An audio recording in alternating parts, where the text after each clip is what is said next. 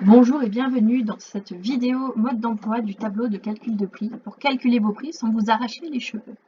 Avant de commencer, j'aimerais insister très fortement sur le fait qu'il faut que vous lisiez le PDF qui explique tous les concepts mathématiques avant de prendre le tableau en main pour que vous puissiez comprendre les liens entre les différents onglets et le raisonnement qui a été utilisé. Comme vous pouvez le constater, ce tableau est divisé en plusieurs onglets. Les onglets violets concernent le calcul du coût de matière première et du coût d'emballage. Les onglets bleus concernent le calcul du chiffre d'affaires idéal, les amortissements mensuels des outils et ainsi que les paramètres de vente. Les onglets verts concernent le calcul du prix de vente et le calcul des frais de port. Et l'onglet jaune, c'est la gestion de stock de produits finis. Donc on va commencer par l'onglet fourniture. Donc cet onglet, il a été conçu pour que vous puissiez inventorier la totalité de vos fournitures. Donc, par exemple, j'achète des toupies bleues. Pour l'instant, je ne remplis pas la caisse catégorie et sous-catégorie. Je vous expliquerai après à quoi ça sert. Donc mes toupies, le sachet m'a coûté 10 €. J'en avais 50 dans le lot. C'est une unité unitaire, donc moi personnellement j'indique un U. J'ai acheté un seul lot. Cette colonne vous sert éventuellement à indiquer le pourcentage de réduction. Ça va être utile pour la suite, ainsi que les fournisseurs et la référence. Maintenant, j'achète mes toupies vertes. Par commodité, je vais remettre les mêmes informations. Ensuite, j'achète des toupies rouges.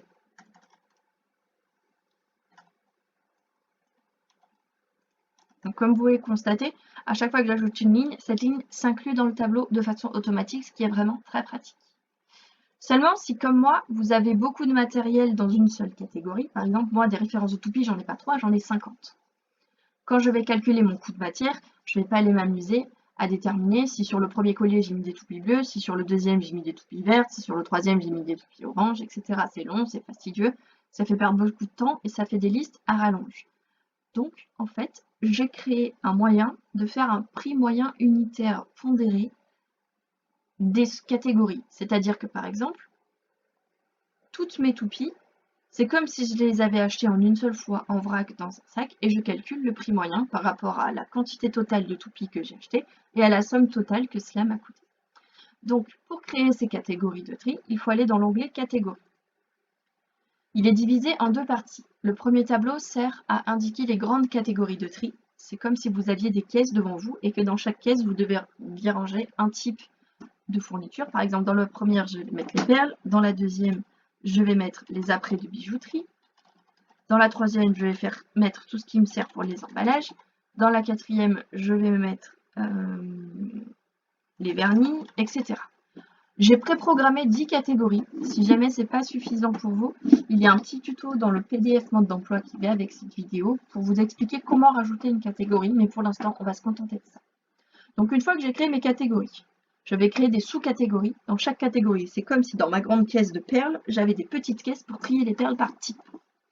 Donc moi, par exemple, j'ai une catégorie toupie, une catégorie facette, une catégorie poire. Vous remarquerez que dans la colonne B, il y a un identifiant qui s'appelle SCA et que cet identifiant est reporté dans le tableau d'à côté. Donc, pour des raisons d'appel d'informations dans d'autres onglets, il est extrêmement important que la catégorie ici associée à l'identifiant SCA, et bien que ces sous-catégories soient inscrites dans le tableau identifié SCA. Sinon, il va y avoir des bugs. C'est-à-dire que, par exemple, vous aurez dans les emballages la liste des perles, alors que ce n'est pas ce que vous voulez. Donc, une fois que vous avez créé vos catégories et vos sous-catégories, vous retournez dans l'onglet Fourniture. Et à ce moment-là, vous indiquez, par exemple, que les toupies bleues, ça va dans les perles. Et par exemple, je vais ajouter des enveloppes bulles pour l'exemple. Donc, mes enveloppes bulles, je lui dis que c'est des emballages. Donc mes toupies, je lui dis que c'est des toupies. Et là, vous pouvez constater, ça ne devient plus rouge. Et dans les emballages, il n'y a rien, ça reste rouge. On va le laisser comme ça pour l'instant. Donc par exemple, j'ai acheté 100 enveloppes bulles pour 16 €. C'est un prix unitaire et j'ai acheté un seul lot. Donc une fois que vous avez fait ça, eh bien, le petit tableau qui est ici va vous calculer le prix moyen unitaire pondéré des toupies. C'est-à-dire que clic droit souris, actualiser. Et vous voyez que là, il me dit que le prix unitaire de mes toupies est de 20 centimes. Mais elles ont toutes le même prix. Voyons voir si je change la quantité, par exemple. Au lieu d'en acheter 50 pour 10 €, j'en achète 100. Je réactualise. Vous voyez que le prix moyen a baissé. Ça veut dire qu'en moyenne, une toupie m'a coûté 15 centimes. Par contre, vous voyez que le prix des enveloppes n'apparaît pas. Donc, imaginons que vous ayez des objets, des fournitures, que vous ne puissiez pas ranger dans des sous-catégories parce que vous n'en avez pas assez de différentes ou que vous ne vouliez pas le faire pour une raison qui vous est propre. Tout ce que vous avez à faire, c'est de copier le nom et de l'ajouter dans la colonne correspondante. Hop, dans les emballages, je mets une catégorie enveloppe. Registre, je retourne dans fourniture. Et là, je lui dis que mes enveloppes, elles vont dans la catégorie enveloppe. J'actualise mon tableau. Voilà. Donc l'option de prix moyen pondéré, elle n'est pas obligatoire. Si pour certains articles, ou même pour tous les articles, vous ne voulez pas du prix moyen pondéré, il suffit d'indiquer le nom de l'article comme si c'était une sous-catégorie. Donc ce tableau-là, il est infini. Vous pouvez ajouter autant de fournitures que vous voulez.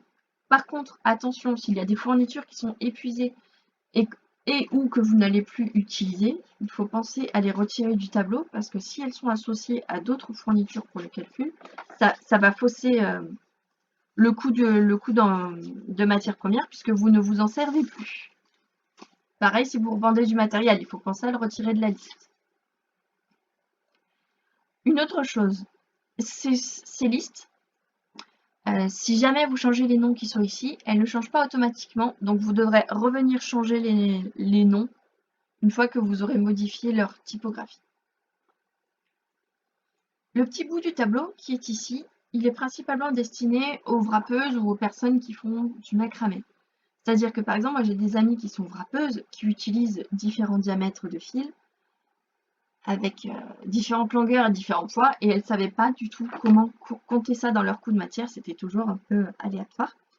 Donc j'ai trouvé un moyen de le faire. Donc, dans le premier tableau qui est ici, vous indiquez le type d'alliage de métal que vous utilisez ainsi que sa masse volumique. Par exemple, le cuivre il pèse 8,96 g par centimètre cube. Un centimètre cube, c'est un petit cube de 1 cm de côté.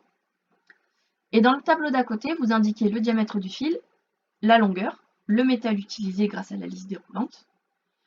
Et le tableau va calculer le volume de la bobine et donc son poids théorique. Puisqu'en général, ces fils étant livrés sur ces bobines, vous ne pouvez pas déduire le poids de la bobine tant qu'elle n'est pas vide.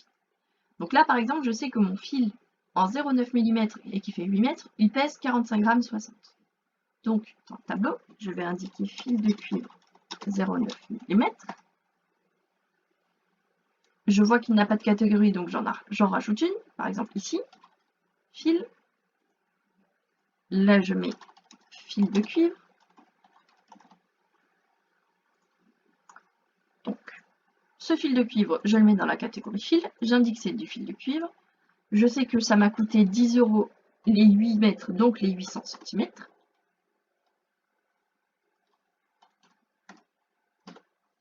Et là, j'actualise mon tableau.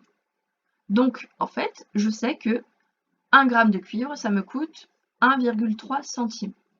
Donc, quand vous devrez calculer votre coût de matière, vous n'aurez qu'à peser votre création, déduire le poids de la pierre centrale, et vous saurez combien de grammes de fil de cuivre vous avez utilisé. Et la beauté de la chose, c'est que même si vous avez différents diamètres de cuivre, si vous indiquez en fait à chaque fois que ces fils de cuivre vont dans la catégorie fil de cuivre, vous n'aurez pas à déterminer quelles sont les proportions des différents diamètres utilisés dans votre création. Vous compterez ça. Ce sera un prix moyen au gramme.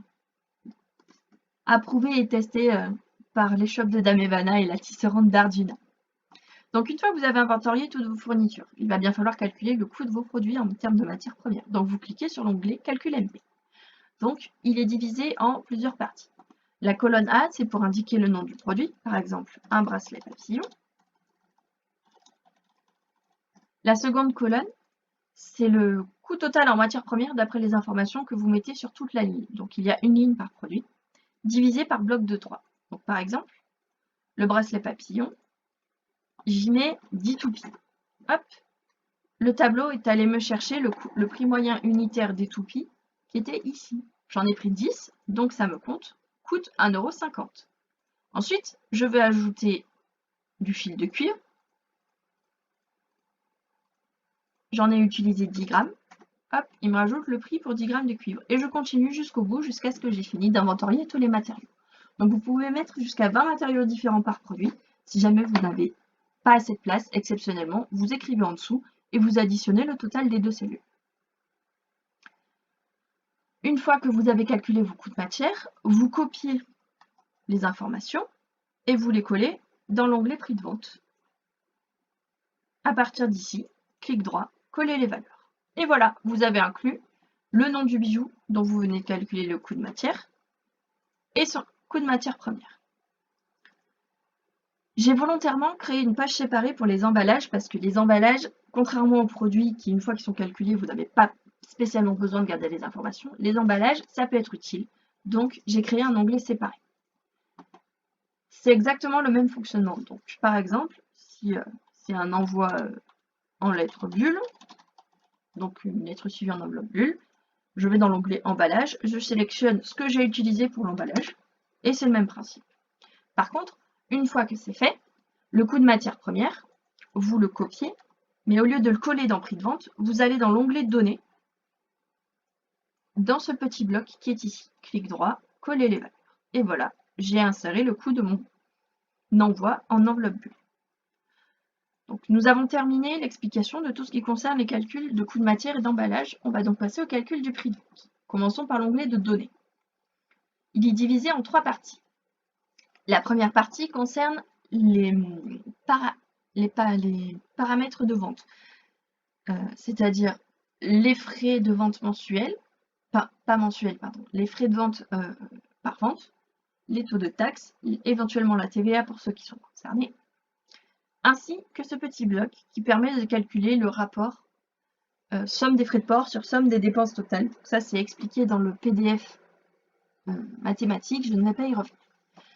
La seconde partie, permet de créer les types de vente et leurs paramètres. Par exemple, vous devez toujours avoir au moins une ligne, donc c'est en vente directe, quand c'est vous qui vendez, avec votre taux horaire en vente directe.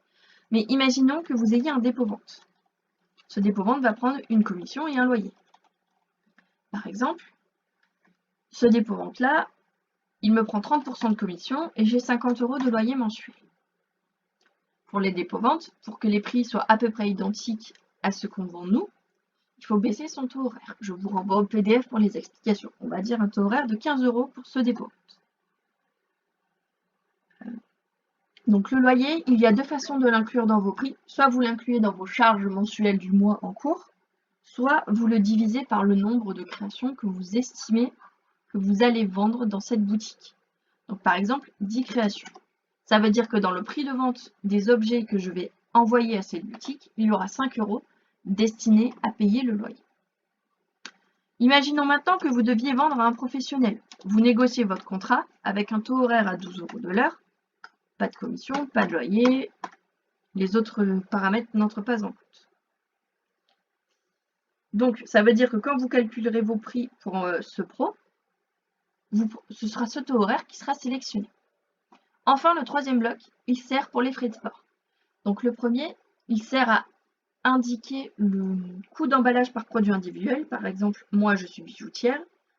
Imaginons que je mette chaque bijou dans un écrin. Ça veut dire que je dois compter le prix d'un écrin pour chaque produit vendu. Par contre, si un client me commande 3 bijoux, je vais utiliser qu'un seul carton. Donc, le coût d'emballage de la commande globale est différent du coût d'emballage du produit individuel. Donc, le coût de la commande, ça s'indique ici. Et au centre, vous avez un bloc qui permet d'indiquer les différents transporteurs ainsi que les poids les tarifs en fonction des poids. Donc, ces tableaux-là, les 3-4 qui sont là, sont infinis, c'est-à-dire que vous pouvez ajouter ou retirer autant de lignes que vous voulez, ce sera pris en compte pour les calculs. La seule chose importante, c'est d'écrire directement sur la dernière ligne vide. Ensuite, pour le calcul du prix de vente, il faut inclure les charges. Pour pouvoir inclure les charges dans le prix de vente, il faut également le chiffre d'affaires idéal. Pour ces explications, je vous renvoie au PDF. Voyons comment calculer le chiffre d'affaires idéal. Donc le chiffre d'affaires idéal, c'est le montant dont vous avez besoin tous les mois pour que l'entreprise soit viable. C'est-à-dire, c'est comme si, en ne vendant qu'une seule création, vous ayez suffisamment vendu pour pouvoir payer tout ce que vous avez à payer. Alors, Donc, il y a d'abord les charges fixes. J'ai mis un assortiment d'exemples. Vous pouvez mettre autant de charges fixes que vous avez besoin.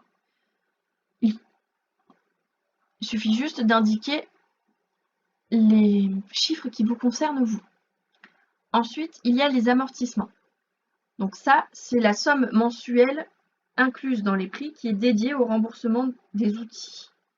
Il se calcule dans l'onglet amortissement que je vous expliquerai après.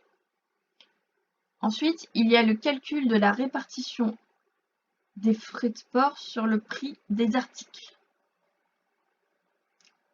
Ça, je vous renvoie au PDF pour pouvoir comprendre le principe. Et enfin, le calcul du taux moyen de cotisation sociale. Donc, imaginons que vous ayez deux aspects dans votre activité, de la vente de marchandises et de la prestation de services. Vous ne serez pas taxé de la même façon. Donc, j'ai créé un outil qui permet de calculer le taux moyen en fonction des proportions de vos ventes. Par exemple, si l'année passée, 80% de vos ventes de marchandises représentait votre chiffre d'affaires et la prestation de service représentait les 20 derniers pourcents de votre chiffre d'affaires, alors vous avez en moyenne été taxé par le STAF à 14,94%. Et enfin, un dernier petit bloc pour calculer le prix du loyer de votre atelier au prorata de votre loyer mensuel si vous êtes chez vous. Donc ici, vous indiquez le salaire que vous aimeriez vous verser. C'est la somme d'argent dont vous avez besoin, vous, en tant que personne, pour vivre tout le mois. La marge moyenne. Donc ça, c'est soit le taux que vous indiquez systématiquement, soit le taux le plus fréquent. Les frais de vente en pourcentage du prestataire de paiement le plus cher, par exemple PayPal. Du coup, le taux moyen de cotisation sociale. Si par exemple, vous n'avez qu'un seul type d'activité, il vous suffit d'indiquer 100% dans l'une et 0 dans l'autre. Les charges totales, c'est la somme de tout ça, et le chiffre d'affaires idéal. Moi, ça veut dire que mes charges représentent environ 15% de mes dépenses. Alors, passons aux amortissements. Donc, comme je l'ai dit précédemment, c'est l'argent alloué chaque mois pour rembourser l'achat des machines. Vous devez remplir cette zone-ci. Par exemple, le Barnum qui a coûté 339 €, acheté en juin 2020, estimant qu'il va durer 5 ans. Ça veut dire que chaque mois, j'alloue 5,60 € à son remboursement jusqu'en juin 2025.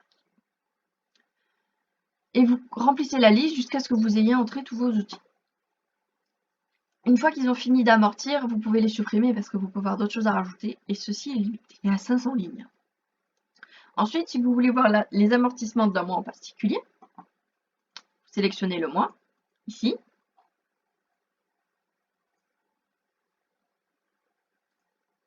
Vous sélectionnez l'année, par exemple 2021. Donc ça veut dire qu'en janvier 2021, j'ai 14,72 € à amortir. Donc ce chiffre, une fois que vous l'avez calculé, vous devez le reporter ici. C'est extrêmement important, il n'y a pas d'importation automatique. Ensuite, je regarde le mois de février. Hop, pareil, 14,25 €. Et je continue jusqu'en bas. Ces amortissements, ils sont automatiquement récupérés par ce tableau et inclus dans les charges. Maintenant qu'on a fini de voir les paramètres de paiement, passons au prix de vente. Donc, dans le prix de vente, les informations que vous avez indiquées sont les colonnes A à H. Tout le reste est automatique. Par exemple, en vente directe, je veux vendre un papillon qui me coûte 1,63 € en matière. Je n'ai pas de TVA, 13% de taxe. Je prends 50% de marge. Ça me prend 10 minutes à faire. Je choisis mon profil d'emballage. Il faut donc que je le vende à 18,13 €. Mais imaginons que ce bracelet, je veuille le vendre en boutique. Là, je sélectionne le profil de la boutique préalablement créé dans Données. Je n'ai toujours pas de TVA. Donc, il faudrait, pour que je sois rentable, que je le vende à 36,26 €.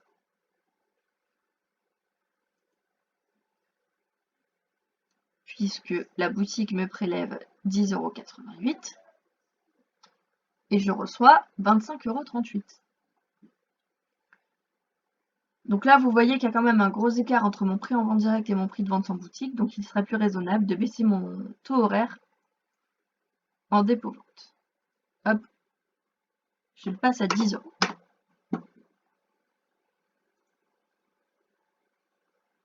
Il a un petit peu baissé, comme vous pouvez le constater. Donc vous pouvez calculer jusqu'à 100 produits. Le but de ce tableau, c'est pas que ça reste une base de données fixe. Une fois que vous avez calculé et mis votre produit en vente, vous n'avez pas besoin de garder les informations. Enfin, les frais de port. Donc nous, en micro-entreprise, on est également taxé sur les frais de port. Donc j'ai inclus ça dans mon calcul. Donc par exemple, un colissimo en 1 kg, taxé à 13%, en carton, il faut que je le facture au client 10,14 €. Enfin, la gestion de stock produit. Il est divisé en 2 blocs. La liste des différents produits qu'on a et leur stock, et ce qui permet d'indiquer les fabrications et les ventes. Par exemple, je vais ajouter des colis. Un collier papillon rose. Un collier tout court. J'en ai 3 en stock. Il m'en a dit donc 3. Mais nous sommes le 25 janvier. Je choisis le type de produit. J'en ai fabriqué 12 ou 15. Et voilà, maintenant j'en ai 18.